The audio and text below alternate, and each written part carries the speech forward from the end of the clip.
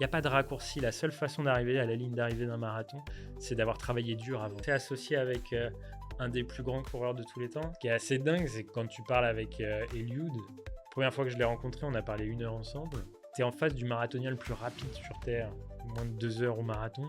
Il ne m'a jamais parlé performance. On a levé plusieurs millions d'euros. On a fait le plus gros précis d'une app de sport en Europe, en tout cas. Quand tu as passé 3 mois, mais en fait, l'app, elle te connaît. T'as le sentiment qu'elle te connaît. C'est tellement fort pour la rétention, j'imagine. J'espère. Je je te dirai quand on y Ce sera. qu'on a vendu aux investisseurs. Je te dirai quand on y sera. Bonjour à tous et bienvenue sur Kilomètre 30, le podcast des entrepreneurs du sport. Je suis Victor Damias et aujourd'hui, je reçois Ben Dupont, le cofondateur de Cocha. Cocha, c'est une app révolutionnaire qui va vous aider à préparer vos prochaines sorties running. Ce qui fait vraiment la singularité de Cocha, c'est l'utilisation de l'intelligence artificielle couplée à l'expertise très fine et poussée de la NN Running Team. Donc c'est l'équipe qui est derrière le succès de Eliud Kipchoge. Pour moi, c'est un épisode incroyable. On parle de technologie, de produits, d'expérience utilisateur, de comment est-ce qu'on crée un produit qui va séduire les coureurs, comment est-ce qu'on va lever des fonds et convaincre des investisseurs. Ben est incroyablement humble et partage son expérience, je trouve, de la meilleure des manières. Évidemment, on parle d'entrepreneuriat dans le sport et plus précisément d'aller innover dans le secteur des apps de coaching et comment en fait on arrive à se différencier par rapport à un marché qui peut sembler saturé mais qui ne l'est peut-être pas tant que ça. Mais on aborde aussi comment est-ce que Ben et ses cofondateurs se sont associés avec Eliud Kipchoge. On prend aussi de la hauteur sur ce marché du running qui grossit de plus en plus, qui attire maintenant l'attention de plus en plus d'investisseurs. Hello Ben. Hello Victor. Ravi de t'accueillir sur Kilomètre 30. C'est vraiment pour moi un plaisir immense de pouvoir échanger avec toi. Merci beaucoup de m'inviter surtout. Je vais pas te le cacher, je suis ultra impatient d'avoir cette conversation. Quand on a eu nos échanges en amont, même maintenant, il y a plein de thématiques qui me parlent énormément, qui me donnent très envie de creuser, de comprendre tout ce que vous faites. Moi, j'aime bien présenter mes invités en début d'épisode. Ben Dupont, tu as cofondé Cocha, qui est une app de coaching personnalisé IA pour les coureurs. D'abord, quelques mots sur toi quand même. Tu as une formation d'ingé, c'est ça que je trouve super intéressant. Tu es passé par Central Paris, puis Stanford, et puis tu as une vraie expertise produit tech en fait. Et je pense que dans ton histoire, ça a une importance forte, et notamment ce pourquoi vous avez cofondé Cocha. Tu es passé par des postes de product manager, VP product, notamment chez Blablacar. Et ce que j'ai compris, c'est que tu as l'âme d'un entrepreneur depuis toujours. Tu découvres le running depuis peu.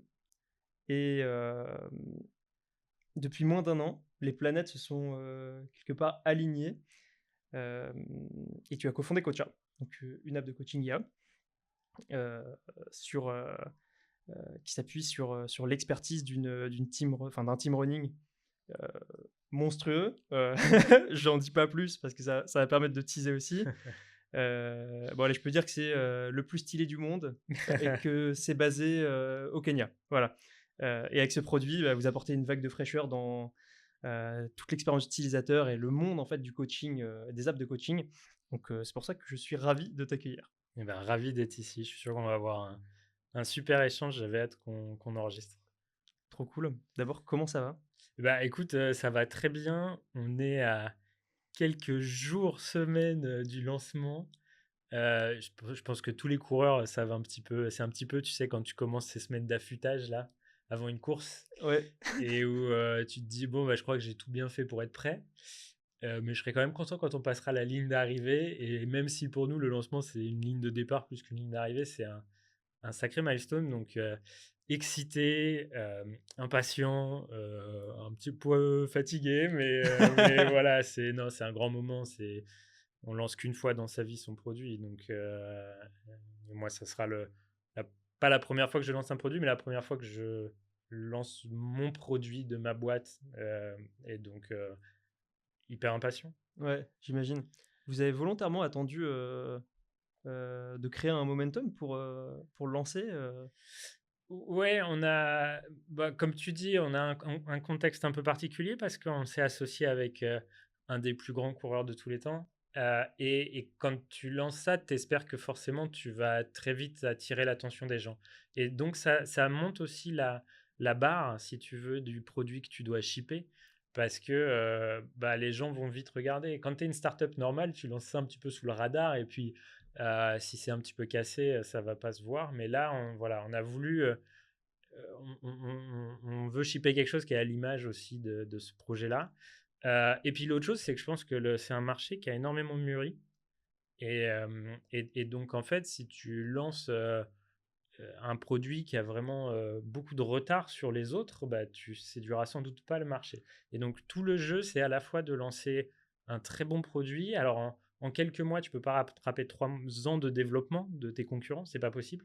Mais tu veux lancer quelque chose qui est très bien, qui reflète beaucoup la qualité et l'ambition du projet, et puis qui est très différenciant aussi parce que tu vas pas rattraper toutes leurs features. Et donc, en fait, lesquels toi tu mets qu'ils ont peut-être pas ou pas encore et qui sont ta secret sauce un peu. Ouais. Donc ça a pris un petit peu de temps. Tu sais, on dit toujours on optimise temps, qualité, coût. Bon, nous, on n'a pas optimisé vraiment le temps. Et là, on a une hard deadline qui arrive qui est très bien parce que ça nous sert de forcing mechanism pour se forcer à shipper. Et du coup, c'est un chouï stressant, mais c'est génial. Ouais, c'est ça qui est bon. Tu parlais de la deadline que vous étiez posée pour un événement particulier. Est-ce que tu peux m'expliquer aussi pourquoi c'est cet événement-là, le lancement? Ouais, je pense qu'on est un tout petit peu obligé de reveal. Kocha, c'est une boîte que j'ai cofondée avec 2 cofondateurs à temps plein, mais en fait, on est plus que 3 cofondateurs et un de nos cofondateurs, c'est Eliud Kipchoge. Les personnes entendent bien, hein. Un des cofondateurs, c'est Eliud Kipchoge. Ok. Voilà, donc on a à la fois cette chance et puis ouais, cette aventure incroyable de cofonder Kocha avec Eliud et avec la NN Running Team. Donc en fait, c'est plus qu'Eliud. La NN Running Team, c'est plusieurs athlètes, c'est une dizaine, vingtaine d'athlètes, des hommes, des femmes, plusieurs groupes d'entraînement dans plusieurs pays. Et donc voilà, Eliud est forcément quelqu'un de très particulier là-dedans et joue un rôle particulier. Et donc, Eliud court le marathon de New York cette année pour la première fois. Il n'avait jamais couru New York. Ah oui, je savais pas ça. Non, Ok. il n'avait jamais couru New York. Et c'est le 2 novembre. Et voilà, on a très envie on travaille beaucoup pour faire quelque chose de spécial autour du marathon de New York et essayer d'être prêt pour lancer l'app à ce moment-là. Et puis aussi parce que la chance qu'on a dans ce projet, et on a envie de toucher des milliers de personnes, millions de personnes dans le monde entier. Et donc, c'est au-delà de notre hexagone et de nos frontières. Et donc, se lancer, quasiment se lancer à New York finalement, parce que l'app devrait être tout juste sortie. Voilà, c'est un superbe challenge quand toute l'équipe Tellement. tech est à Paris. Donc, les petits Frenchies, Ils vont pas dormir, les petits Frenchies. Frenchies, ils vont pas dormir. Vont travailler le jour, faire le customer support la nuit avec le décalage horaire. Et puis voilà, il y a une partie de l'équipe qui se déplace pour aller là-bas pour le marathon, pour toute la semaine du marathon. Tellement stylé, ça doit être hyper galvanisant. Évidemment, c'est des sujets qu'on va creuser, mais peut-être d'abord pour les personnes qui nous écoutent, est-ce que tu peux te présenter, Ben? Ouais, avec plaisir. Écoute, je m'appelle Ben, enfin Benjamin, mais tout le monde m'appelle Ben, donc ravi que tu m'appelles Ben. Je suis le mari d'une femme extraordinaire avec qui je partage ma vie depuis 19 ans, ce qui est énorme. J'ai l'impression d'être tellement vieux en disant ça. Je suis le papa de 2 merveilleux enfants. Et en fait, c'est important pour moi quand je me présente, je commence toujours par ça parce que c'est ça qui me donne énormément d'énergie pour faire ce que je fais. Et voilà, je travaille dans la tech depuis bientôt 15 ans, un petit peu moins de 15 ans. Tu l'as dit, je suis passé par quelques boîtes avant. Et récemment, du coup, j'ai commencé ma vie d'entrepreneur vraiment en lançant Kocha. J'ai commencé à travailler dessus en décembre de l'année dernière, donc décembre 2024. Et puis, j'ai quitté le job que j'avais à ce moment-là. Je l'ai quitté au mois de mars. Je crois que j'ai dû finir quelque chose comme le 11 mars pour sauter à fond dans l'entrepreneuriat avec. Je crois que ça faisait 10 ans que je parlais à ma femme que je voulais entreprendre et c'est la première fois de ma vie qu'elle m'a dit Ben, je crois que c'est toi, c'est bon, tu as aligné ce qu'il fallait, vas-y. Qu'est-ce qui a changé cette fois-là pour Ben, que ce soit possible? en fait, ça a été un alignement de ma passion pour le sujet, de où j'en étais arrivé dans ma vie, de toutes les étapes que j'avais franchies, mises en place pour me dire je quitte mon taf. Ouais. Et tu vois, j'ai 2 enfants à la maison, je peux pas sauter la fleur au fusil comme ça dedans et là, on s'est dit: «Non mais en fait, j'avais trouvé mes cofondateurs, j'avais déjà rencontré Eliud, on avait déjà validé qu'on voulait faire le projet. Je travaillais déjà avec son équipe. Mmh. On avait commencé à mettre les choses en place. J'avais commencé à avoir des discussions avec des investisseurs. Et donc, en fait, il y a à la fois le cœur et la passion pour le sujet où elle voyait dans mes yeux que j'étais indétournable de ça. Ouais. Et puis, le pragmatisme et les responsabilités aussi. Et de voir que, bah non, mais cette fois, en fait, tout est aligné, quoi. Et donc, moi, je me disais à ce moment-là, écoute, Ben, si tu vas pas cette fois, arrête de raconter à tout le monde que tu vas être entrepreneur. Parce que enfin, là, voilà, il y a. Ouais. Et moi, si tu veux, je suis pas un entrepreneur businessman. Et je pense qu'il y a des entrepreneurs qui sont formidables et qui, euh, en fait, seraient formidables sur n'importe quel business. Parce que c'est des vrais businessmen au sens très positif du terme, qui savent monter des très grandes choses. Moi, je suis un créateur passionné, en fait. Mmh. C'est pas le. Alors, évidemment, je suis aussi ingénieur, je réfléchis beaucoup et il fallait que ça ait du sens et que je puisse vivre de ça. Mais en réalité, il faut que je sois amoureux de ce que je fais. Et dans toute ma carrière, il m'a fallu du temps pour m'en rendre compte, mais dans toute ma carrière, les hauts et les bas étaient à chaque fois liés à quand j'étais plus ou moins Passionné. amoureux de Ouais. ce que je faisais. OK. Voilà. Et est-ce que tu peux revenir un petit peu sur les autres moments? Tu as essayé de lancer, d'autres boîtes, dans le passé? Non, non, non, c'est la première fois. J'ai toujours réfléchi à plein d'idées plus tordues les unes que les autres, tu vois. J'ai toujours eu ça. Non, mais au final, dans mon parcours, j'ai travaillé dans 3 belles startups. Ouais. Et donc, j'ai côtoyé des entrepreneurs. Certains étaient des repeat entrepreneurs. On n'était pas à leur premier succès. Et d'autres, bah, tu vois, Blablacar, Fred Mazella, sa première boîte, Blablacar. Nico Brusson aussi. Mais quelle aventure formidable, tu vois. Et donc, j'ai côtoyé des C'est entrepreneurs clair. formidables. Et Ouais. donc, j'ai appris le métier auprès de ces gens-là. Et voilà. Donc, je ne serai pas dans les 30 under 30, comme on dit, mais ça me donne beaucoup de. Aujourd'hui, quand je regarde derrière moi, et j'ai beaucoup de bagages qui m'aident dans ce que je fais. Ouais. Et je suis pas sûr que je le ferais aussi bien aujourd'hui, mon métier, si j'avais pas fait tout ça. Mmh, mmh mh. Donc, non. Et je pense que ça peut beaucoup parler ce message aussi, des personnes qui veulent entreprendre. Parfois, je pense qu'il y a un sujet de timing, Mm. de bon moment d'expertise. En fait, ça a fini par se faire euh, malgré le fait que tu avais envie de le faire avant, quoi. Ouais, et puis je pense que tu vois, ça a vraiment été la rencontre, le bon sujet, les bonnes personnes, le bon moment. Ouais. Et je pense aussi que Kocha, mais d'ailleurs, on le voit dans le marché du running, hein, tu essayais de lancer ce type de produit il y a 7 ans. Et d'ailleurs, il y en a sur le marché français des apps d'entraînement qui se sont lancées avant le Covid et qui ont moins bien marché que celles qui se sont lancées après. Donc, il y Mmh. a aussi un time to market qui est toujours une espèce de magie que tu comprends a posteriori, mais voilà. Et puis, au cœur de Kocha, comme tu dis, il y a aussi beaucoup l'IA. Et donc, enfin, pour construire ce qu'on essaie de construire aujourd'hui, il y avait une vague techno qu'il a fallu attendre. Et souvent, dans les histoires de l'entrepreneuriat, d'ailleurs, tu vois bien que c'est lié à des vagues technologiques. Il y a eu les entreprises de l'Internet, il y a eu les entreprises du smartphone, Mmh. et maintenant, il y a les entreprises de la generative IA.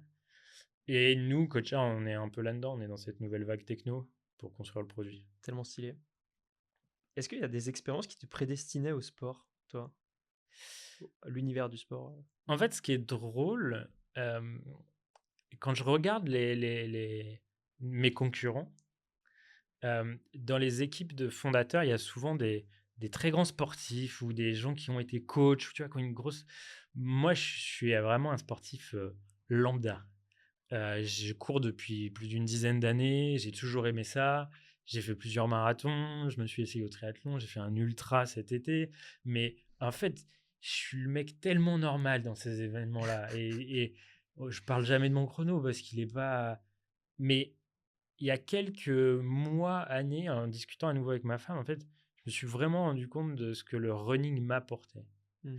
Et ça a été au cœur de la vision qu'on a de Kocha. Et moi, ça m'apporte essentiellement du bien-être physique, mais aussi mental. Mmh. Et tu vois, par exemple, là, je n'ai pas pris de vacances depuis je ne sais pas quand.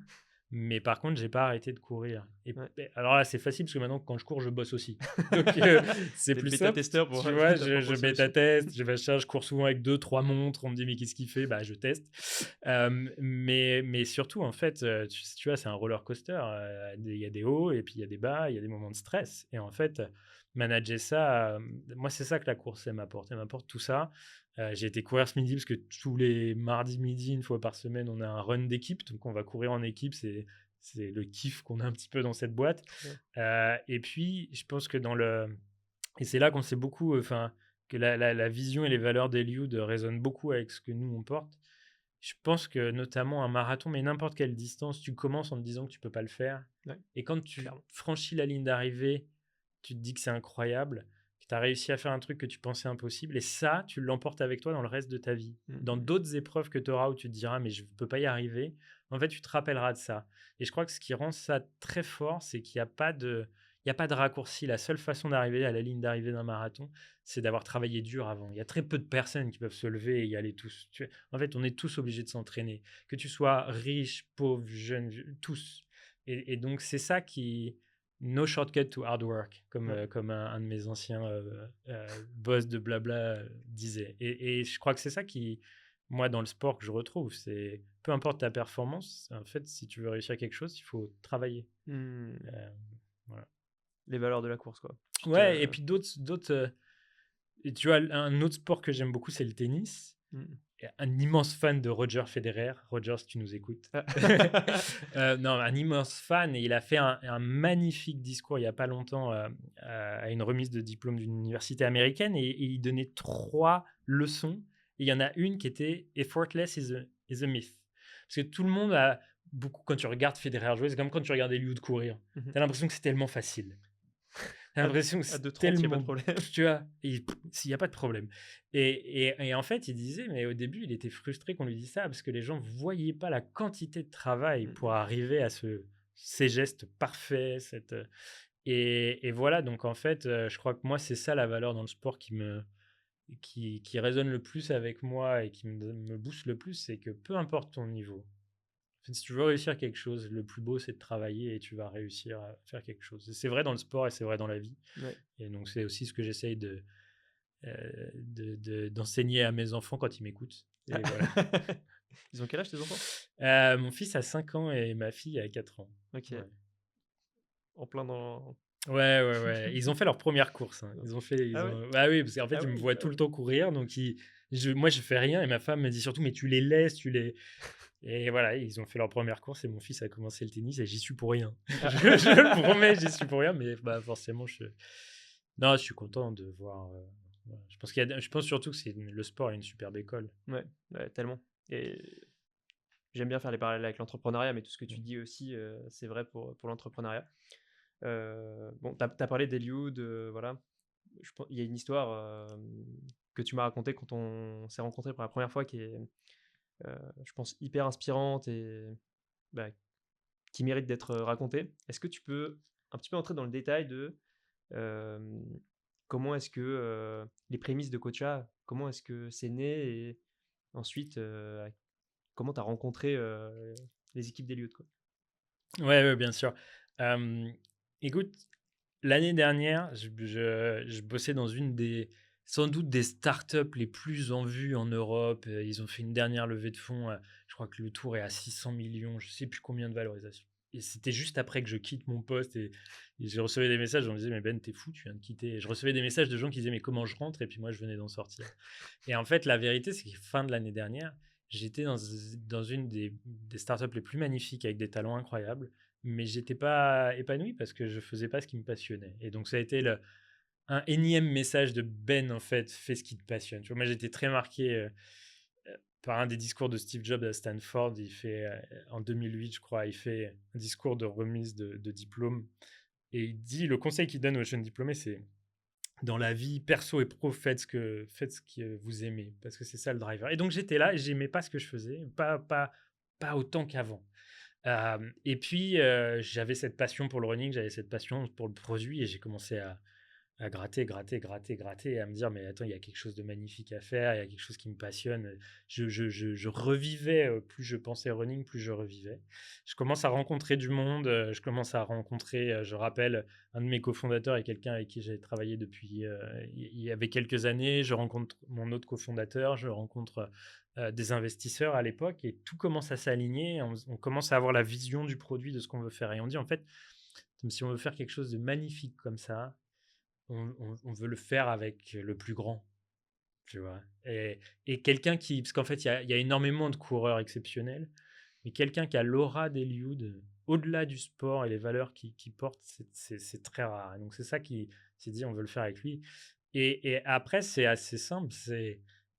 Tu t'acharnes pour frapper aux portes jusqu'à ce qu'on te réponde. Et donc, on a réussi fin décembre à entrer en contact avec son équipe, en fait, avec l'équipe qui gère la NN Running Team et Eliud, qui est une équipe qui est basée aux Pays-Bas. Ok. Toutes les vacances de Noël avec mes deux cofondateurs, on les passe sur nos outils, à faire des designs, à faire des slides, à faire un machin. Et le 15 janvier, je pose 2 jours de congé. Ils sont perdus au fin fond des Ouais, donc là, Pays-Bas. t'es encore en poste, Je hein, à suis ce encore moment-là. en Ouais. poste. Donc j'ai bossé toutes les vacances. Le 15 janvier, je pose 2 jours de congé. Je prends ma voiture, Tu fais un 7 go heures aller, fast à 7 Amsterdam. retour. Je fais un go fast. C'est pas Amsterdam, c'est perdu, Ouais. perdu au fond des Pays-Bas. Mais c'est très charmant comme endroit, mais c'est perdu. Et je passe la journée là-bas à leur présenter une vingtaine de slides et le projet. Et on avait déjà échangé un petit peu avant, donc voilà. Et on ressort avec cette vision partagée, avec tout ça. Donc là, j'ai convaincu son équipe à lui, mais je ne l'ai pas rencontré lui. Et fin février, j'annule mes vacances au ski parce que c'était la seule semaine où je pouvais aller le voir. Ils m'ont dit, si tu veux aller au Kenya, c'est là, maintenant, il est dispo. Après, il faudra que tu attendes 3 mois ou 2 mois. Parce qu'en fait, dans toutes les périodes avant course, il se concentre complètement sur son entraînement. Donc, il y a beaucoup d'autres activités où on ne voit plus. Donc, en fait, j'emmène mes enfants au ski. Je les dépose là, je skie une journée, je vais à l'aéroport de Genève retrouver mes cofondateurs, on prend l'avion pour le Kenya.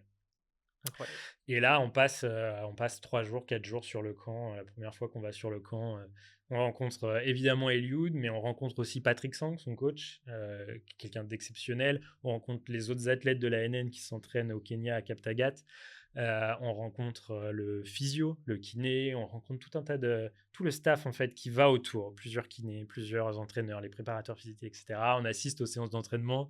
J'ai la chance de faire un mini run avec Eliud mini parce qu'en fait, il m'a pas attendu. donc c'était son deuxième footing de la journée, voilà, de récup. Ouais. Il est 15h au Kenya et tu vas courir et tu es à plus de 2000 mètres d'altitude. Tu viens d'atterrir le matin. Enfin, j'ai couru 1 kilomètre derrière lui. Puis après, j'ai fait mes 10 kilomètres tranquilles. Et c'est assez génial parce qu'en fait, c'est tout un pack d'athlètes. Et ils sortent du camp. Il y a d'autres athlètes qui sont autour, en fait. Et il y a vraiment, c'est vraiment un sport d'équipe là-bas. Ouais. Et donc, tu suis un peu tout ça. Voilà. Et on présente le projet à Eliud. Et puis, on tape dans la main, quoi. Ça se passe comment concrètement? Vous le rencontrez, c'est formel, c'est... Non, t'arrives sur le camp, qui est un endroit d'une simplicité absolument remarquable. Quand tu vois aujourd'hui tout un tas de choses où le sport est devenu très sophistiqué. Honnêtement, le marathonien le plus rapide du monde, on voit, il y a des documentaires sur Internet, c'est hyper... ça rend très humble de regarder ça. Donc c'est un camp très simple. Mmh. Je me souviens, on est arrivé et commençait une séance de renfort musculaire. Et tu vois, quand ils font du renfort, en fait, il n'y a pas de machine, il n'y a rien. C'est dehors, c'est au poids du corps et c'est éventuellement avec des haltères de 1 ou 2 kilos. Voilà, max. C'est d'une simplicité, tout le Ah monde ouais. peut faire ça. Et on se pose en fait dans un coin et on les regarde, quoi. Et on les regarde faire, voilà. Et après, une fois que les séances d'entraînement sont terminées, à droite, à gauche, on commence à se poser avec un coup Patrick, un coup Peter, le head physio, et puis un coup Eliud. Et puis on sort le téléphone de la poche et on lui dit, voilà, on a très envie de construire ça, on a très envie de le construire avec toi. Qu'est-ce que tu en penses? Et donc c'est une discussion très simple et où on l'écoute beaucoup aussi, parce que l'idée, c'était, avec tous ceux qu'on a rencontrés là-bas, c'était vraiment de download, de télécharger leur... tu vois, en fait, tous les coachs de running ont leur philosophie. Et donc, nous, on n'a pas vocation à remplacer tous les coachs, etc. Mais si tu veux, leur philosophie, la philosophie de la NN, de Patrick Sang, de Kipchoge, en fait, il y en a qu'un Patrick Sang dans le monde. Ouais. Donc, même s'il voulait, il pourrait pas coacher des dizaines de milliers de personnes. Et donc, nous, l'idée, c'était aussi de télécharger tout cet ADN-là pour qu'ensuite, on puisse le retranscrire dans l'app. Et c'est ce qui est assez dingue, c'est que quand tu parles avec Eliud, première fois que je l'ai rencontré, on a parlé 1 heure ensemble. Tu es en face du marathonien le plus rapide sur Terre, moins de 2 heures au marathon. Il ne m'a jamais parlé performance. 1 heure avec lui, il parle jamais performance. Si tu poses 1 heure avec Patrick Sang, son coach, jamais il ne te parle performance. C'est incroyable. Et il te parle que des valeurs du running. Et c'est là où on a compris qu'on avait vu juste, tu vois, qu'on était extrêmement alignés. C'est la conviction profonde d'Eliud, c'est que le running rend le monde et les gens meilleurs. Voilà. Et c'est tout ce qui est au cœur de Kocha et de la raison pour laquelle moi je cours. C'est pas pour mon chrono, c'est parce que ça rend ma vie meilleure. Et donc, une fois qu'on était alignés là-dessus, bon, après on a parlé un petit peu running, mais finalement, une fois que tu as cet ADN-là, le reste, c'est du produit. C'est des C'est formalités. cool, mais c'est très cool et c'est très important et c'est ce que les gens, c'est pour ça qu'ils veulent ton produit. Mais voilà, c'est une philosophie particulière de la course. Quand tu as parlé de... Il n'y a qu'un seul Patrick, moi, ça m'a fait écho au fait que je me suis posé la question, comment est-ce que on se différencie dans cette industrie? Et j'ai l'impression que c'était... Du coup, la réponse devient assez évidente quand on le voit sous cet angle. Est-ce que tu peux élaborer un petit peu là-dessus sur vous, votre singularité? Qu'est-ce qui fait la singularité de Kocha? Ouais, je pense qu'il y en a plusieurs. Je pense que, évidemment, la première, c'est comme je te disais, il y a plein de philosophies. L'entraînement, il y a un peu de science, puis il y a un peu d'art aussi. Et puis il y a des méthodes qui marchent avec certaines personnes et qui ne marchent pas avec d'autres. En France, on aime beaucoup la VMA, par exemple, les entraînements VMA. On aime beaucoup ça. Quand tu sors de France, c'est un peu moins vrai. Les gens sont un peu moins... les Norvégiens aiment beaucoup les entraînements au seuil, qui ont été beaucoup popularisés avec Ingebrigtsen. Les Kenyans, ils ont leur façon aussi ils ont cette philosophie-là. Donc déjà, une des façons de te différencier, c'est de dire, je suis très opinionated, j'ai une opinion assez forte sur... et puis peut-être que ça conviendra pas à tout le monde, mais en fait, voilà, c'est pas le plan d'entraînement de ChatGPT, quoi. Donc ça, c'est la première chose. C'est vraiment leur philosophie à eux, qui est basée sur beaucoup de volume, et qui essaye un petit peu... Je me rappelle un des coachs que j'adore, avec qui j'ai passé énormément de temps, il m'a dit, dans tous les plans d'entraînement que tu trouves souvent à droite, à gauche, dans des apps, dans des PDF, etc., il y a beaucoup de marketing bullshit. Désolé, je ne sais pas si on peut utiliser ce vocabulaire sur si, allons-y. Mais tu vois, un peu de marketing bullshit. Parce que c'est aussi vrai que de dire aux gens, cours en zone 2, cours lentement, cours longtemps, c'est chiant comme la pluie. Et donc, tu essayes de rendre le truc un peu plus drôle. Donc, il y a une première chose qui est cette philosophie-là. Et ensuite, je pense vraiment qu'il y a eu 3 grandes vagues technologiques il n'y a pas longtemps. Il y a dans les 25-30 dernières années. Il y a eu l'Internet. Et à l'époque de l'Internet, tu commençais à trouver des plans d'entraînement PDF. Et puis ensuite, il y a eu les apps mobiles. Et tu trouves la génération d'apps qu'il y a aujourd'hui, où c'est globalement ces plans qui étaient des PDF qui sont maintenant dans des apps, qui sont un peu plus personnalisés, parce que plutôt que d'avoir à choisir dans une librairie de PDF, on te pose 3-4 questions et puis on te sort un plan. Et puis qui sont un petit peu connectés à ta montre, etc. Mais si tu voulais plus, jusqu'à il n'y a pas longtemps, il fallait un coach. Ou il fallait rejoindre un club d'athlètes dans lequel tu trouvais un coach, ou tu prenais un coach individuel. Mais un coach individuel, ça coûte 100 à 200 euros par mois, en fait, la plupart du temps. Et donc, c'est pas du tout accessible à tout le monde. Et nous, c'est un petit peu ça le problème qu'on a voulu résoudre, c'est se dire, un plan d'entraînement dans une app, c'est pas un coach. C'est un plan d'entraînement. Un coach, c'est quelqu'un qui t'écoute, c'est quelqu'un à qui tu poses des questions. C'est quelqu'un qui t'observe, c'est quelqu'un qui te briefe avant un run, te débriefe après, te donne des conseils. Et donc, c'est pas un plan d'entraînement, c'est pas une to-do list. Si tu t'arrêtes quand tu dis mon app, c'est un coach, bon, c'est pas tout à fait vrai. Et ça, c'était jusqu'à récemment. Et maintenant, avec l'IA générative, tu peux reproduire énormément de ce que tu avais avec un coach. Alors, tu n'auras jamais la chaleur humaine. Nous, on est très clair dans l'app sur le fait que tu parles à une IA. Mais en fait, on te donne 95-99% de ce que tu avais avec un coach, on te le donne au prix d'une app. Et moi qui suis passionné de running depuis 10 ans, j'ai jamais sauté le cap de prendre un coach. Parce que Je dis, bon, bah voilà, je voulais pas mettre ça dans cette passion-là. Donc ça, c'est la première chose, c'est déjà te donner une vraie relation avec quelqu'un à qui tu peux poser des questions, qui va beaucoup t'écouter, etc. Et jusqu'à pouvoir lui parler avec la voix, en fait. Ah Et ouais, donc aller jusque-là. Euh, c'est la voix de Patrick, quoi. alors, c'est pas la voix de Patrick. Et on est très clair sur le fait que c'est pas, tu parles pas à Patrick, Ok, mais tu parles à une IA, voire à plusieurs IA en ok. réalité, qui sont entraînées avec l'équipe d'Eliud. Et donc, le head coach de l'app est entraîné avec des heures d'interview et de travail qu'on a fait avec Patrick, mais c'est pas Patrick parce qu'il y a quelque chose qu'on a voulu la rendre très émotionnelle, mais on a aussi voulu la rendre très honnête et sur le fait que non, on veut pas tromper les gens, tu ne parles pas à Patrick. Ok. Mais par contre, cette IA, c'est un peu le stagiaire digital qui bosse avec Patrick depuis un moment. Ouais. C'est exactement ça l'image, si tu veux. Et donc, voilà, c'est comme ça qu'on est arrivé à faire cette IA-là. Donc, tu as ce côté IA coach que tu n'as pas dans les générations précédentes. Tu as ce côté très opinionated de Cela NN, c'est Patrick, c'est Eliud, leur savoir-faire.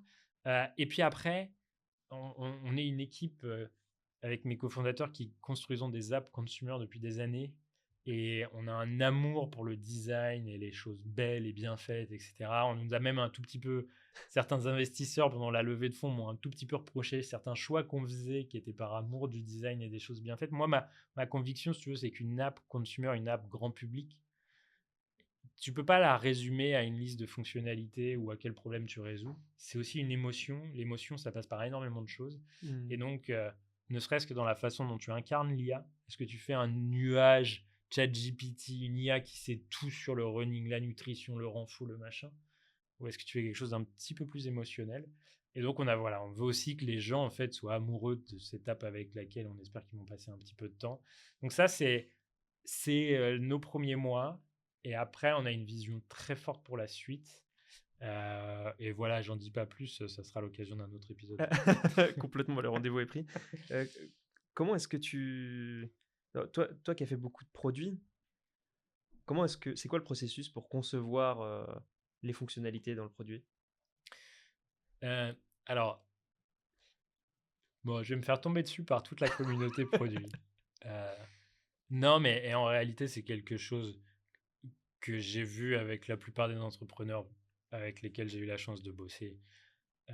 On peut raconter ce qu'on veut, mais dans le consumer, dans le B2B, c'est différent parce que si tu fais un produit de comptabilité, tu n'as pas besoin d'être comptable. Mais moi, en tout cas, personnellement, je ne pourrais pas faire de produit si j'étais pas mon premier utilisateur. Mhm. Et donc, j'ai ce défaut incroyable de commencer à faire un produit pour moi. Mais après, en fait, le métier de product, peu importe d'où te vient ton idée, etc., c'est surtout de sociabiliser ton produit autour de toi. Et donc, depuis plusieurs mois, on a une communauté de bêta-testeurs avec nous. Et Ok. cette communauté de bêta-testeurs, elle a vu des premières versions du produit qui étaient toutes cassées. Mais ça donne une occasion de dire, ah bah ça, oui, je voudrais que ce soit plus comme ci, moins comme ça. Et puis surtout, une fois que tu as cette communauté, en fait, quand tu as des nouvelles fonctionnalités en tête, tu les dessines, mais tu les codes pas. Donc tu fais les designs, tu fais ce qu'on appelle des mock-ups, des prototypes, mais tu les codes pas. Et donc faire un mock-up pour quelques jours, Ouais. alors que coder, ça va te prendre quelques semaines. Et tu les montres à tes bêta-testeurs. Et là, tu as ta communauté et tu as des conversations formidables. Il y a une fonctionnalité qu'on n'a pas encore sortie, qui est dans notre roadmap, qui a été co-créée avec un de nos bêta-testeurs. C'est tellement stylé. Parce que tu pars de moi, cette intuition de dire sur ce sujet, je vois qu'il faut faire quelque chose, une première exécution. Et puis, alors il se trouve que ce bêta-testeur, en plus, c'est quelqu'un avec qui j'ai eu la chance de bosser dans le passé et qui est aussi product manager et qui avait commencé sur des feuilles Excel et des choses à faire des trucs. Et il m'envoie sa feuille Excel. Et le lendemain, je lui renvoie un design d'app en disant voilà ce que je veux en faire, qu'est-ce que tu en penses? Et là, ça brille dans ses yeux. Et donc, ça, c'est un peu le craft produit. C'est, en tout cas, pour le consumer et pour moi, je pars beaucoup de mon intuition. Ok. Et après, je sociabilise beaucoup les idées avant de les développer. Et voilà, ensuite, il y a toute une phase du métier qui est après lancement, qui est très professionnalisée, très tournée autour de la data, en fait, où tu vas voir dans tes data des problèmes, des choses à améliorer, etc. Et donc ça, c'est une partie beaucoup plus professionnalisée, on va dire, Ouais. de l'optimisation d'un produit tech. Ok. Comment vous êtes allé créer cette communauté de premiers utilisateurs sur Bah, l'app? en fait, tu sais, le running, c'est tellement simple. Ouais. Là, tu vois, nos bureaux sont à côté du bois de Vincennes. Au début, on était pas loin des quais. En vrai, tous les midis, tu sors, tu croises 30 utilisateurs en 15 minutes. Donc, c'est très simple. C'est ce Voilà. que vous avez fait? Ouais, pour trouver, c'est très très simple. Et donc, après, ça prend plusieurs formes. Est-ce que tu vas dans des run clubs? Est-ce que tu Mmh. vois? Puis tu as tous tes amis coureurs autour de toi. Puis très vite, ça construit une communauté. Et en fait, tu onboard une centaine de personnes, puis 200 personnes. Et puis, ça commence à un petit peu à décanter. Et tu ressors avec un noyau dur hyper engagé de 30 personnes. Et Ouais. ces gens-là, en fait, ils contribuent énormément à.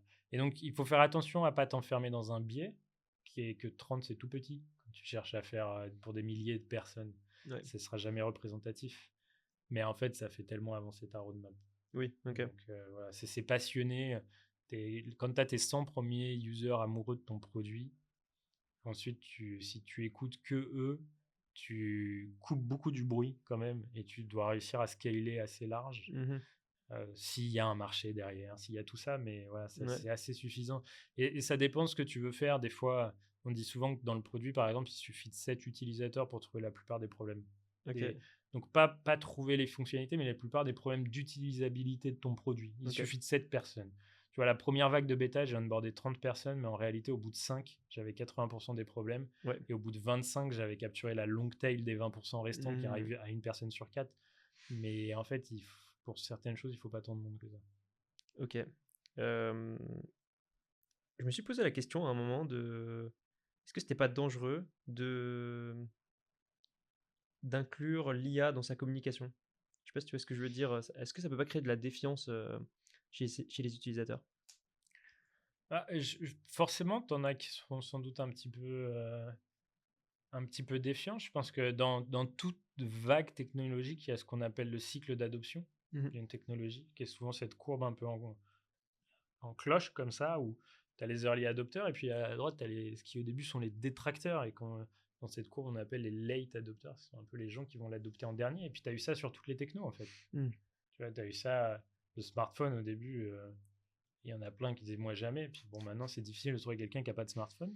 Et c'est peut-être quelqu'un de chanceux d'ailleurs. Oui, c'est clair. Mais bon, c'est un autre Maintenant, faudrait sujet. inverser le Voilà, donc non, au début, je pense. Et donc nous, notre job aussi, c'est de rassurer.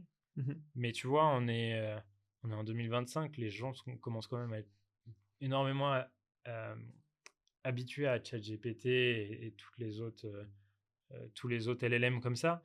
Et ils en connaissent les limitations. Et voilà, donc nous, en tout cas, dans les tests qu'on fait aujourd'hui, on a eu personne qui a été extrêmement défiant. Mais peut-être qu'il y a des gens qui diront non, mais enfin. Oui, et je pense qu'il y a des gens qui vont nous dire ah, ils essayent de remplacer les coachs humains, c'est pas bien, Mmh. etc. C'est pas ce qu'on essaye de faire. Ouais. Vraiment, nous, ce qu'on essaye de faire, c'est de dire un vrai coach humain, ça coûte cher. Deux, parfois, pour être franc, parfois, j'ai parlé à des gens qui m'ont dit bah, tu sais, en fait, je lui parle 10 minutes sur WhatsApp.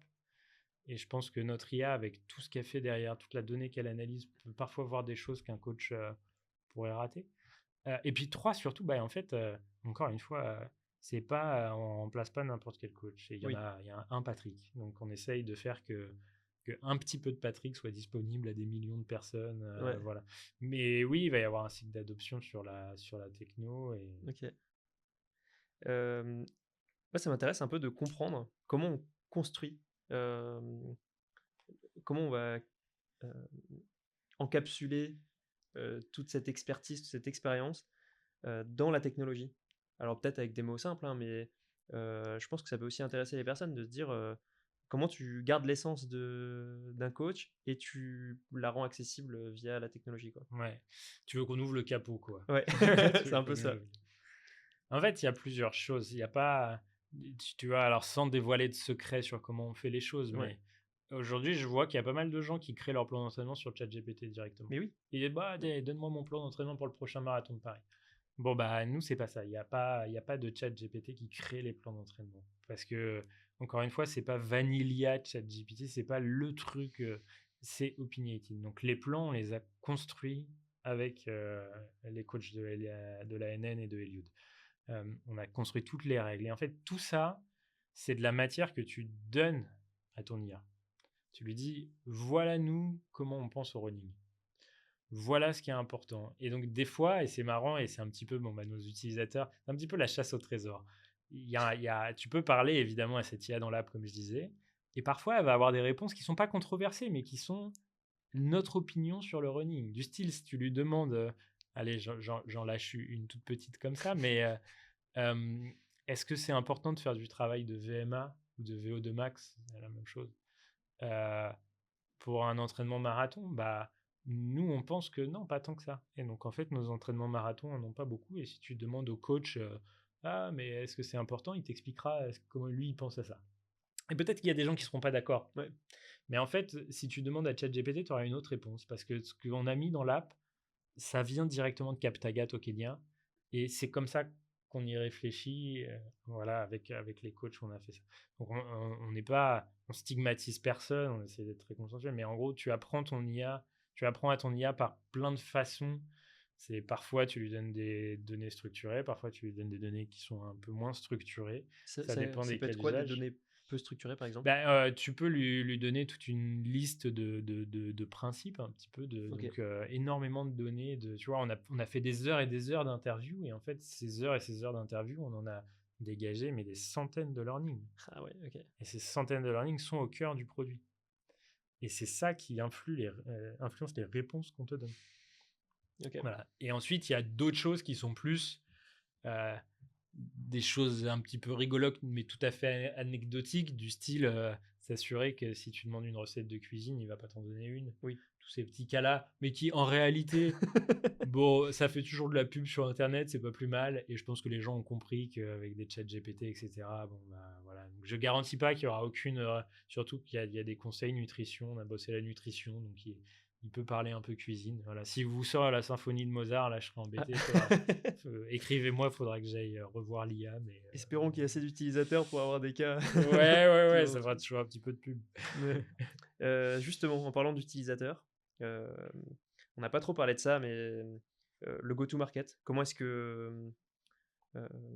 qu'on va chercher la masse? Tu dis que votre produit est international par essence, lancement à New York, partenariat, Eliud en tant que cofondateur, et volonté de le rendre accessible anglophone, aux anglophones.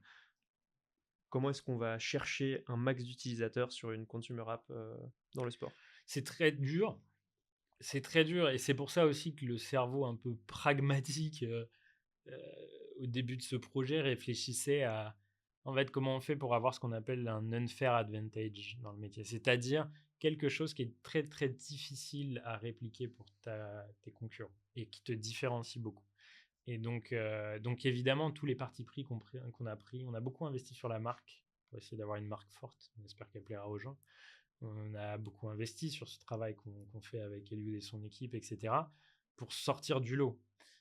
Et ensuite, évidemment, l'aura d'Eliud et toute son équipe, c'est à la fois tout le savoir-faire qui est dans le produit, donc c'est de la valeur produit. C'est pas un sponsor. C'est pour ça que c'est un cofondateur. C'est pas un sponsor parce que c'est co-construit avec. Donc quand vous avez ce produit, il a été co-construit avec Kipchoge.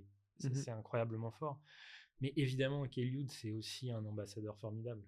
Il y a des millions de followers dans le monde. Et donc, ça, pour le go-to-market, évidemment que ça va t'aider. Donc, c'est quelque chose. Mais après, faire grandir une consumer app, c'est très dur. C'est pour ça que moi, j'ai découvert, je ne le savais pas, parce que moi, je ne jure que par les consumer apps. Les B2B, je ne saurais pas faire. Mais en faisant la levée de fonds, nombre d'investisseurs m'ont dit, oh là, moi, je ne fais pas de consumer. D'ailleurs, maintenant, quand un investisseur m'écrit sur LinkedIn, avant de le prendre au téléphone, je lui dis juste pour info, tu as vu que c'était du consumer. Et une fois sur deux, c'est annulé. Une fois sur deux, on me dit c'est sympa, mais voilà. Et dans le running, c'est encore plus compliqué, je pense.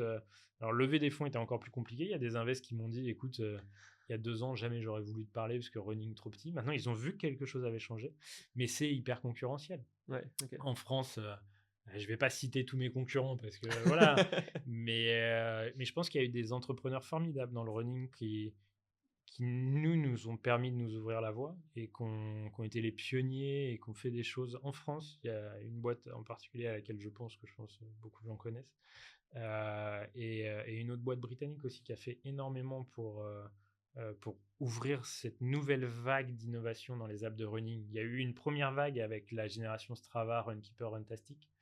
Et puis, les outcomes de Runtastic et Runkeeper avaient un peu refroidi les investisseurs, etc. Puis ensuite, il y a eu un passage un petit peu à vide.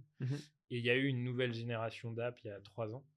Donc, il y a un regain de vitalité dans ce marché, mais donc il y a aussi un regain de concurrence. Et ces apps fonctionnent très bien aujourd'hui. Et donc, la concurrence est forte. Et donc, voilà, t'as pas d'autre choix que d'être innovant, je pense. T'as pas d'autre choix que d'être innovant sur ton produit, sur ta marque, sur ton identité. Et puis, voilà, je regarde et je me demande si les gens sont très fidèles à leurs apps d'entraînement parce qu'aujourd'hui, moi-même, en tant qu'utilisateur, on a toujours envie pour se motiver de quelque chose de nouveau. Et donc voilà, je ne suis pas sûr que ce soit des marchés monopolisés. Mais par contre, je pense que c'est des marchés qui vont se consolider quand même. Et on espère avoir quelque chose qui est suffisamment différent pour que ça ait sa place dans le paysage demain, à côté d'autres qui, encore une fois, sont des entrepreneurs. Enfin, moi, je pense que le running is bigger than business, si tu veux. Donc, quand je vois d'autres entrepreneurs qui ont fait des choses formidables dans le running, je trouve ça très cool. Je pense que vraiment, ils ont fait beaucoup de bien à l'écosystème. Tellement, Et maintenant, c'est mes concurrents, donc ça n'empêche pas que, voilà, s'ils pouvaient me laisser. Mais voilà, c'est très cool. Un peu d'utilisateur. Ok. Comment est-ce que toi, tu vois le marché du running de façon générale? Tu vois, les tendances. Vous avez observé des éléments, tu as parlé de ta levée de fonds, donc sûrement que c'est en lien avec ça, quoi.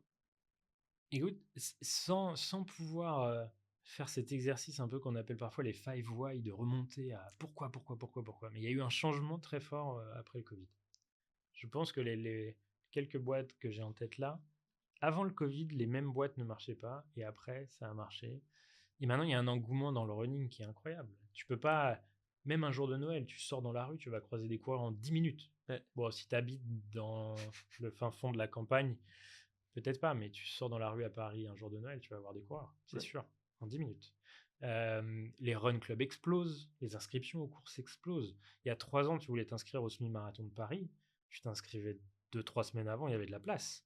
Cette année, ça a été vendu en 24 heures. C'est abominable. Alors, il y a tout le pré-order, etc. Mais 24 heures, un an avant l'événement. Et des prix de dossard, si je ne me trompe pas, qui sont dans les 80 euros. C'est énorme. Oh, plus, hein. Plus. 120, je crois. Pour le semi pour le semi ou pour le marathon Mais bon, bref, c'est à peu près le même. Donc, tu vois, pour le marathon, il me semble. pour le marathon. Et donc, incroyable. Et donc, un engouement, voilà. Alors, peut-être que c'est qu'une tendance qui va passer, mais je crois pas, parce qu'il y a quelque chose dans ce sport qui est le plus simple au monde et en même temps tellement riche. Et qui est... Tu as une des choses que Eliud m'a dit quand je l'ai rencontré pour la première fois, il m'a dit, mais tu sais, le running, c'est le seul sport où les amateurs courent avec les professionnels.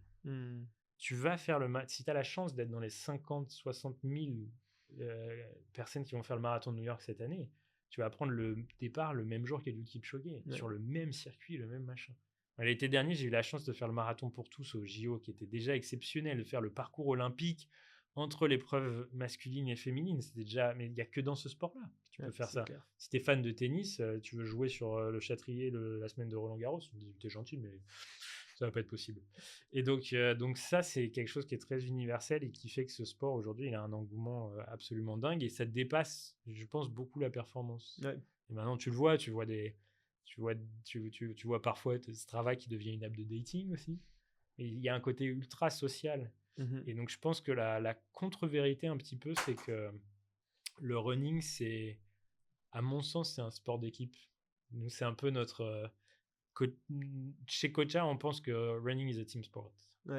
Et dans mille façons. Toutes ces histoires de t'aides un pote ou une pote ou une sœur ou un collègue à faire son premier run. En fait, c'est toujours comme ça que ça vient. Tu viens toujours à la course par quelqu'un d'autre. C'est vrai, c'est fou. C'est marrant, je lisais le livre de Casquette Verte et il parle de son collègue, forcément, qu'il a un peu engrainé dans la course, quoi. Tu viens toujours au running par quelqu'un d'autre et quand tu vas sur les courses le dimanche matin, tu es là dans les sas et tu regardes. J'ai pas la stat exacte. Si quelqu'un l'a, d'ailleurs, je suis preneur. Mais combien de gens viennent accompagner ? En fait, je pense que la moitié des gens viennent et sont seuls avec leur dossard, mais l'autre moitié, ils sont venus avec un ami, une sœur, un collègue. À prendre le départ. À prendre le départ. Ok, parce que moi, j'ai la stat sur les gens qui accompagnent. Pour un coureur, il y a au moins 3 accompagnants, je crois, ou en moyenne 3 accompagnants. C'est exceptionnel. Ce sport, c'est un truc de fou. Donc voilà, je pense que c'est un sport ultra social en réalité et qui a fait cet engouement-là qu'on connaît ces années-là.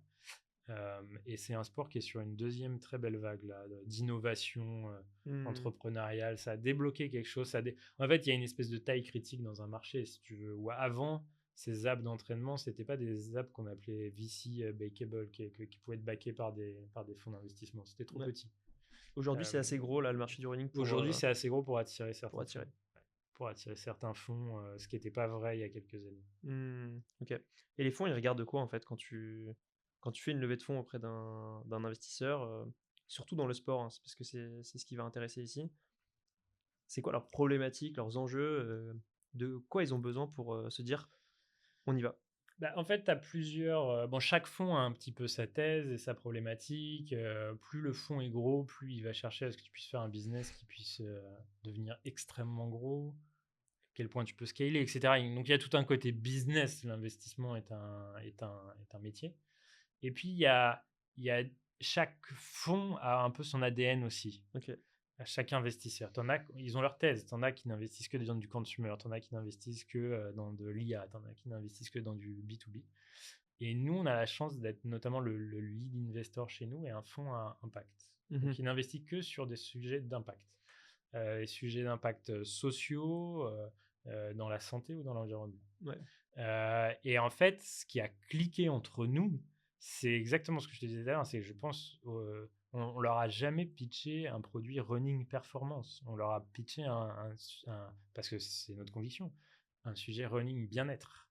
Et le sport est une des verticales qu'ils soutiennent parce que c'est un vecteur de santé Ouais. et c'est un vecteur de bien-être mental aussi. En fait, pour nous, c'est de la santé physique, mentale et sociale, le running. C'est ça. On est dans un monde où tu n'as jamais eu autant d'amis sur les réseaux sociaux, mais en fait, tu es. Enfin, bon, moi déjà, j'y mets assez peu les pieds. Je suis obligé maintenant. Je suis obligé. J'ai des investisseurs qui se sont moqués de moi tellement j'étais nul avec ça. Et ça recrée des échanges sociaux, mais dans la vraie vie. C'est Mmh. ça qui est. Et j'avais appris ça chez Blablacar, qui est un produit que j'aime énormément aussi. La beauté du produit Blablacar. Parfois, quand je parlais à des PM juniors, je leur demandais, je leur disais à des product managers, pardon, Ouais. juniors, je leur disais, c'est quoi le problème du produit? Ils me disaient, bah tu vois, dans l'app, à tel endroit, on a tel. Et en fait, la première chose que je leur disais, je dis, mais tu te rends pas compte, le produit Blablacar, c'est pas une app, c'est l'expérience dans la vraie vie. Le vrai problème de Blablacar, c'est quand tu es à un point de rendez-vous, que tu es passager, que tu attends ton conducteur et qu'il vient pas et que tu n'as pas de nouvelles. Ouais. Ça n'a rien à voir avec l'app. Bah, le running et Coacha, ce qu'on fait, c'est la même chose. La vraie expérience produit Coacha, elle n'est pas dans l'app. Elle est chaussures aux pieds Mmh. le matin dans le sas de départ et où tu te dis, ok, mon coach, il m'a amené jusque là ou pas. Elle n'est pas dans l'app, c'est pas un écran, c'est pas une UI. Et donc voilà, ça recrée du bien-être social, ça recrée de la connexion dans la vraie vie avec des vrais gens, c'est un vecteur de bien-être physique et mental. Et c'est ça qui.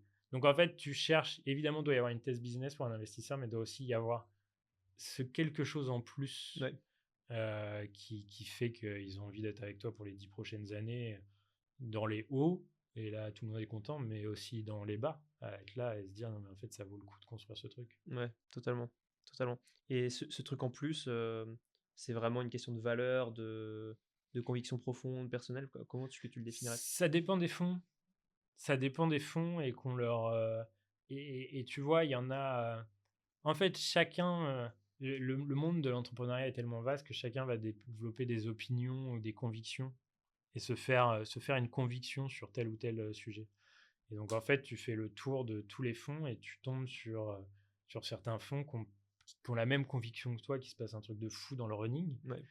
Euh, D'un côté business, donc on a un de nos fonds qui est comme ça, qui a vu quelque chose côté business dans le running, qui se sont dit, waouh, c'est génial, on veut backer une boîte dans le running. Mmh.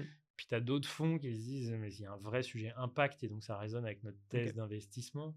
Et donc en fait, ça dépend vraiment de chaque fonds et de chaque produit que tu vas leur pitcher. Il y en a qui ne jurent que par des trucs qui peuvent scaler, à devenir des multi-billion dollar compagnies. Voilà. Tu as parlé de la partie business. Comment on monétise, ce type d'application? C'est quoi les moyens de se faire de l'argent avec les utilisateurs? Ouais, bah en fait, tu fais un. Bon, c'est assez simple hein, sur Coacha, hein, si tu fais un abonnement. Ouais. Voilà, donc tu as un abonnement mensuel dont le prix va dépendre des pays. Tu as une version de l'abonnement annuel. Si tu t'engages à rester 1 an, bah, tu as un prix qui est avantageux. Donc, c'est très simple. C'est le même modèle que tu connais sur un Spotify ou sur un Netflix, etc. Et notre marqueur, vraiment, c'est de se dire, tu vois, un coach, ça coûte 100 euros par mois. Ouais. Et la technologie qu'on met, l'IA générative, ça a un coût, tu vois. C'est quelque chose qui peut quand même te coûter. On espère évidemment que nos utilisateurs vont l'utiliser. Et donc, c'est un coût aussi qu'il faut que tu supportes. Et donc, c'est un coût pour la valeur que tu crées. Donc, Ouais. voilà, il y a un abonnement, que tu as. Et après, là, donc, on est dans une première version du produit où essentiellement, tu vas avoir une semaine à 10 jours gratuits pour essayer, qui est assez classique. Généralement, si tu continues de courir sur un plan d'entraînement après une semaine à 10 jours, tu vas rester jusqu'à ta course. Donc, c'est ça qui est beau. Sauf si on est vraiment nul et que tu te blesses. Et une semaine, ça suffit pour avoir du recul, selon toi, sur le produit? Ouais, pour la plupart des gens, ouais. Ok. Ouais, tu sais, quand tu commences un plan d'entraînement, c'est une question de prendre une habitude aussi. Ouais, Et tout à fait. j'imagine que tu en as déjà fait, etc. Et quand tu prépares une course, généralement, si au bout d'une semaine, 10 jours, tu n'as pas abandonné, tu vas continuer. Ouais. Donc c'est suffisant. Et après, il y a d'autres choses auxquelles on réfléchit beaucoup. Et là, je pense un de mes cofondateurs va me taper sur les doigts de vouloir en dire trop. Moi, le problème, c'est ça. Tu me poses trop de questions, je vais être trop bavard. Mais non, je pense on réfléchit beaucoup à comment faire aussi des offres, d'autres offres au-delà de ça. Où tout n'est pas forcément payant. Comment tu fais pour avoir de la valeur, pour avoir un très beau produit? En fait, c'est quand même, tu vois, on est une équipe de 11 personnes aujourd'hui. Ouais. On a levé plusieurs millions d'euros pour faire ça. On a fait le plus gros pré-seed d'une app de sport aux US, je sais pas, mais en Europe en tout cas.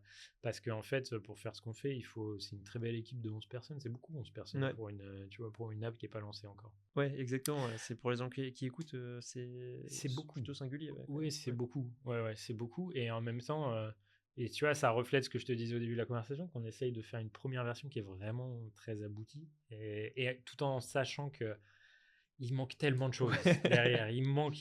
Moi, j'ai une roadmap plein la tête. La nuit, je dors pas parce que je suis en train de dessiner Tu des dors roadmap. features. Tu vois, je dessine des features en permanence. Mais donc, voilà, il faut quand même qu'on fasse. Surtout qu'on est à une ère où l'entrepreneuriat et l'investissement a changé. Et je pense pour le bien. Et moi, j'avais appris ça du fondateur de Netmotion. Maintenant, on est obligé de faire des business qui soit sont profitables, soit qui peuvent vite devenir profitables. Tu peux plus faire un truc où tu crames Ouais. en espérant qu'un jour tu atteignes une échelle, etc. Et que non, ça marche plus. Je pense que si tu es dans l'IA, tu peux, mais sinon, il vaut mieux être quand même sur des business qui sont résilients financièrement. Ouais. Ça ne veut pas dire que tu es rentable day one, ça n'arrivera jamais, mais ça veut quand même dire que tu es sur des trajectoires financièrement beaucoup plus responsables. Et moi, en tout cas, c'est ma conviction de comment je veux entreprendre. Je veux avoir une boîte qui soit très résiliente pour qu'elle soit là dans très longtemps. Ok. Et donc, ça veut dire qu'il faut monétiser le produit. Mais donc, on fait un abonnement. Mais je réfléchis aussi beaucoup avec l'équipe à d'autres offres dans ce produit qui peuvent être des points d'entrée, qui peuvent être des points d'expérience entre deux courses parce que tu n'es pas toujours en train de préparer Ouais. quelque chose. Et donc, Ok. ça, voilà, à nouveau, il faut que je me taise, mais Ouais. ravi de t'en reparler. Non, mais c'est intéressant parce que en réalité, ça sert pendant un moment et après, possiblement, tu arrêtes de t'en servir. Et qu'est-ce que tu fais entre tes courses? Donc, oui, je capte l'intérêt, quoi. Et tu vois, moi, mon expérience à moi, et c'est marrant parce que j'ai expliqué ça à ma femme il n'y a pas longtemps, vraiment. Pendant un moment, après mon premier marathon, si j'étais plus inscrit à une course, je courais plus. Ouais. Et je me suis dit, mais c'est bête quand même. Et je me rendais compte que quand je courais plus, quand ça faisait 2-3 mois que je courais beaucoup moins, ça allait moins bien dans ma vie. Et, et c'est là que j'ai compris, et je me suis dit, parce qu'elle me disait, mais tous les dimanches, là, tu pars, tu vas courir 2 heures et tout. Je dis, oui, mais en fait, ça augmente tellement ma qualité de vie. Et quand j'ai compris ça, j'ai pu arrêter de courir. Que je sois inscrit ou pas. Et d'ailleurs, maintenant, tu vois, en plus, avec Coacha, je m'interdis de m'inscrire à beaucoup de choses. Mais voilà. Et donc, je suis convaincu que on va faire quelque chose de très beau quand tu es entre deux courses. Mhm. Et je suis aussi convaincu qu'on va faire quelque chose qui donne envie aux gens de faire ces courses. Parce que, encore une fois, tous ceux qu'on fait une course, ils le savent, ce jour de course, ce matin dans le sas, cette ligne d'arrivée avec tout le monde, en fait, c'est un tel kiff Ouais. que tu as envie de faire ça. Il y en a qui sont drivés par faire leur meilleur record et j'espère qu'on va les aider à faire ça. Puis tu en as qui sont juste drivés par faire une distance qu'ils n'ont jamais fait. Puis tu en as qui sont là, t'en vois passer des fois, elle dit lui, c'est son 50e marathon de Paris. Ouais. Pourquoi tu crois qu'il vient?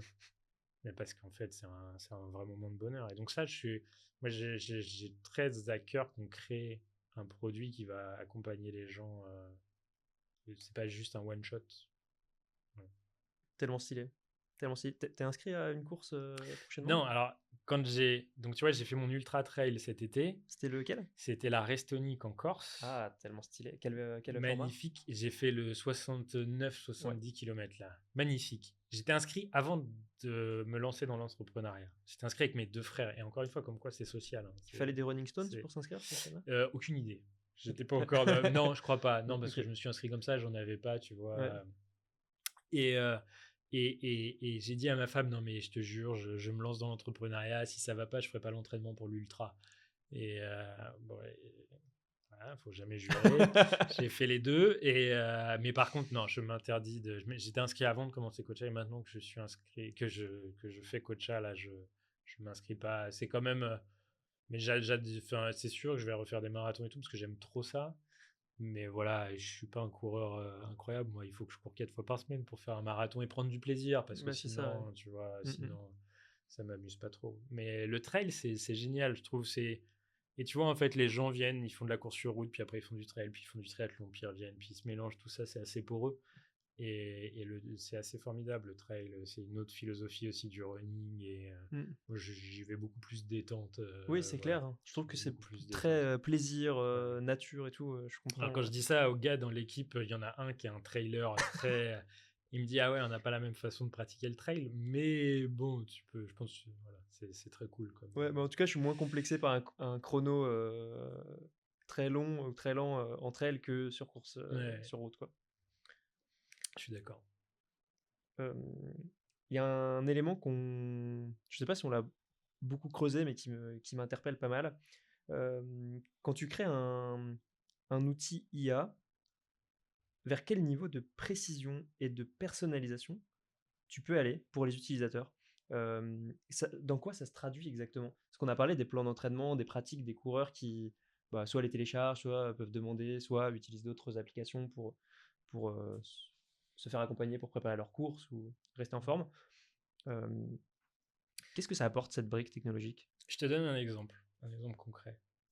Quand tu regardes les apps d'entraînement de cette génération précédente dont je Ouais, parle, parfois avant une séance, il y a un petit message quand même ouais, qui te dit le but de cette séance, c'est ça. En fait, ce message, c'est le même pour tout le monde. Il n'est pas personnalisé. Semaine 3, 4, 5, t'arrêtes de le lire ce message, parce que au bout de la 5e fois où ils t'expliquent c'est quoi un tempo run, c'est bon, t'as compris quoi. Soit t'as compris, soit tu t'en fous. Vraiment, t'as compris. Mais c'est pas ça qu'un coach te dirait avant, dans ta 5e semaine. Il te dirait, rappelle-toi la semaine précédente. Ça s'est passé comme ça. T'es parti trop vite. T'as pas réussi à finir la dernière règle. Concentre-toi sur ça cette fois. Ou alors, tiens, rappelle-toi, la dernière fois, il faisait chaud. Tu as eu des problèmes d'hydratation. L'hydratation, le jour de la course, ça serait important parce que la course, tu as prévu de la faire à Tokyo, telle date, il fait chaud, c'est réputé pour être chaud, etc. Donc, il te personnalise ton expérience par rapport à la course précise que tu as voulu faire et par rapport à tous les entraînements que tu as fait avant, tes points forts, tes points faibles, etc. ça met du contexte. Ça met énormément de contexte, ce qui fait que ce message, tu le lis à chaque fois avant chaque run. Et en revenant, il te débriefe. Et alors, nous, c'est là, on est un petit peu joueur aussi et on veut mettre de l'émotion. Et je pense qu'on va jouer avec plein de curseurs aussi à l'avenir, mais il peut être aussi un petit peu taquin. Tu vois, quand tu parles à ChatGPT, il est très consensuel. Ouais, Sympa, Chat, mais il est très consensuel, tu vois. Non, je pense qu'il y a un petit grain de folie à mettre aussi, de dire, bah alors là, ça s'est passé comme ci, comme ça. Voilà. Et en fonction des tone of voice et de ce que les gens veulent avoir, c'est là où il y a un côté, une app consumer, c'est une émotion aussi. Et un vrai coach, tu vois, tu as une relation humaine. Donc on veut pas, l'IA va pas créer des émotions, mais c'est pas pour ça qu'elle doit être chiante en fait. Et donc voilà, c'est comme ça qu'on personnalise. Et au fond, la valeur, elle est dans. Il y a cette émotion, mais il y a de te rappeler. Elle a une mémoire. Et ça, tu l'as pas autrement. Et si tu lui parles et que tu lui dis, bah, cette fois, ce qui s'est bien passé, c'est ci ou ça, la fois d'après, quand elle va te rebriefer, elle va se rappeler de ce que tu lui as dit. Ce qui fait que quand tu as passé 3 mois, mais en fait, l'app, elle te connaît. Tu as le sentiment qu'elle te connaît. J'espère. Je te dirai, je te dirai quand on y Ce sera. qu'on a vendu aux investisseurs. Donc je te dirai quand on y sera. Mais oui, je pense que contrairement à d'autres, il y a plein de façons de créer de la rétention, mais En effet, c'est comme quand tu utilises un vrai coach, au bout d'un moment, il te connaît. Ouais. Et donc... Mais ça n'empêche pas parfois d'avoir envie de changer Ouais, pour totalement. découvrir d'autres méthodes Ouais. d'entraînement, etc. Ok. Donc l'émotion, c'est un point très très fort quoi, Ouais. pour vous. Il y a une question que j'aime poser, que je pose à tous mes invités. C'est en lien avec le titre du podcast, le kilomètre 30. Quel est ton kilomètre 30 entrepreneurial, ton mur du marathon, toi? Euh, c'est une bonne question. Écoute, comme je te disais, ça fait bientôt 15 ans que je travaille et j'ai vraiment eu des hauts et des bas. Ouais. Et moi qui suis pas tellement réseaux sociaux et tout, mais quand tu passes trop de temps sur LinkedIn, tu as l'impression qu'il n'y a que des succès, tu vois. Ouais, C'est on parle fatigant. pas. C'est fatigant. C'est jamais la vérité. C'est jamais la vérité. Moi, j'ai eu des hauts et des bas. Et en fait, je parlais tout à l'heure de Steve Jobs à cette cérémonie de remise de diplôme de Stanford. Je ne sais jamais si c'est 2008, 2005. Ça devait être 2005, parce que c'était avant l'iPhone, je crois. Et il raconte comment il a été viré d'Apple, Steve Jobs. Ouais. Steve Jobs a été viré d'Apple. Et il y a plein de gens qui ne s'en rappellent pas ou ne le savent pas, tu vois. Mais en fait, et puis après, il est revenu. Et là, ça a été le renouveau d'Apple, etc. Donc en fait, même un gars comme lui s'est tapé un sacré bas. Il avait créé cette boîte et il s'est fait virer. Et donc, bah, tu vois, dans une carrière, il y a des moments où j'étais content dans mon taf, il y a des moments où j'étais pas content dans mon taf, il y a des tafs que j'ai quittés parce que j'étais tombé amoureux d'un autre taf, il y a des tafs que j'ai quittés parce que j'étais plus bien dans celui que j'étais, j'avais besoin d'un changement, soit complètement d'industrie, soit de cadre, etc. Et donc, il y a des moments durs qui m'ont amené jusque-là. Donc, je me suis pas tapé un mur, je me suis tapé plein de petits murets. Ouais. Et en fait, c'est en regardant derrière toi, comme le marathon, comme tu as ces entraînements, etc., tout ce travail accompli, tous ces hauts et ces bas, qui font que ton prochain succès a de la saveur. Mhm. Parce qu'il a été dur. Et parce qu'il a été dur qu'il a été mérité. C'est parce qu'il a été dur que tu as toute cette saveur. Voilà. Et puis, ça te donne la résilience pour les prochaines fois. Et donc, Eliud dit souvent pain is part of success. Et il dit quand tu sens cette douleur, garde-la avec toi.